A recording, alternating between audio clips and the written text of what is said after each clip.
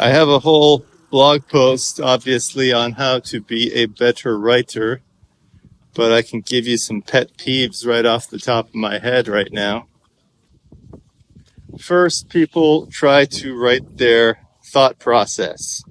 So what's the thought process that led them to such and such conclusion? Nobody cares about your thought process. Just give the conclusion and then support it. Next, people try to sound like they're smart. You're not smart. Just give us the answer. We don't need to fluff it up.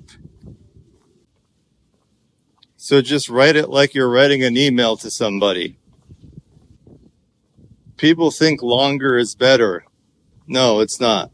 Just write something short. I don't write emails that are longer than 3 sentences. And that puts the burden on the writer to figure out what the reader wants and communicate it precisely and cogently and briefly in just a few sentences. You're not going to be a good writer if you're not a reader. So read some good stuff. So I like to read people's tweets. Those are pretty good. I like to read some fiction like Shakespeare or Cormac McCarthy or maybe some James Clavell. Those are good writers. And I like to watch the classics on HBO like The Sopranos, The Wire, Deadwood, which all have great writing. If you're watching Apple TV shows and being entertained by those and think those have good writing, I can't help you. For business writing, you have to get into a customer service mindset.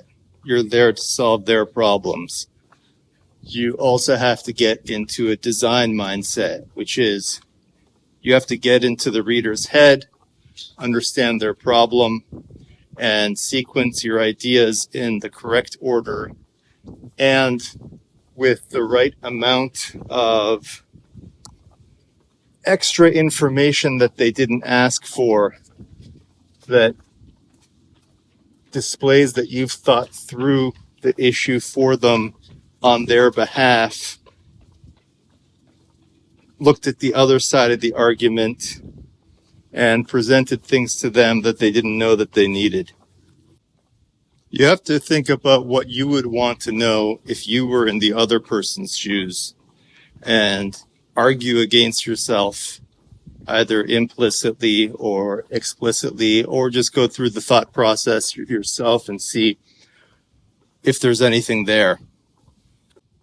You also just have to care about words and the order of words and the ideas that they're communicating. Like, I will reread an email that I sent someone the next day just for the enjoyment of rereading the great email that I wrote.